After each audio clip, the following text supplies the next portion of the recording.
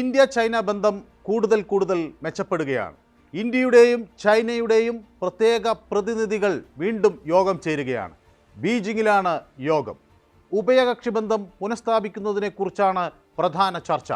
അതിർത്തി പ്രദേശങ്ങളെക്കുറിച്ചും ചർച്ച ചെയ്യും. കിഴക്കൻ ലഡാക്കിൽ നിന്ന് സൈനികരെ പിൻവലിക്കാൻ ചൈന സമ്മതിച്ചിരുന്നു. ഒക്ടോബർ 21 അങ്ങനെ ഒരു ധാരണ ഉണ്ടാക്കുകയും ചെയ്തിരുന്നു. അതിൻ്റെ തുടർച്ചയായി വേണം ഈ ചർച്ചയെ കാണാൻ. ഇന്ത്യയുടെ ദേശീയ സുരക്ഷാ ഉപദേഷ്ടാവ് അജിത് ഡോവലാണ് ഇന്ത്യൻ സംഘത്തെ നയിക്കുന്നത്. അദ്ദേഹം ബീജിംഗിൽ എത്തിക്കഴിഞ്ഞു. കേന്ദ്ര വിദേശകാര്യ കമ്മീഷൻ ഓഫീസ് ഡയറക്ടർ വോങ് ഇയാണ് ചൈനീസ് സംഘത്തെ നയിക്കുന്നത്. ടിബറ്റിൻ്റെയും ലഡാക്കിൻ്റെയും ഒക്കെ അതിർത്തി മേഖലയിലുള്ള പ്രശ്നങ്ങളാണ് പ്രധാന ചർച്ചാ വിഷയം. 2020 നടന്ന സൈനിക ഏറ്റുമുട്ടൽ ഇന്ത്യ ചൈന ബന്ധം വഷളാക്കിയിരുന്നു. അതിർത്തിയിലെ പെട്രോളിങ്ങിനെ സംബന്ധിച്ച് ഇപ്പോൾ നേരത്തെ ധാരണയുണ്ട്. അത് സംബന്ധിച്ച് കൂടുതൽ ചർച്ചകൾ നടക്കും എന്നാണ് പ്രതീക്ഷിക്കുന്നത്.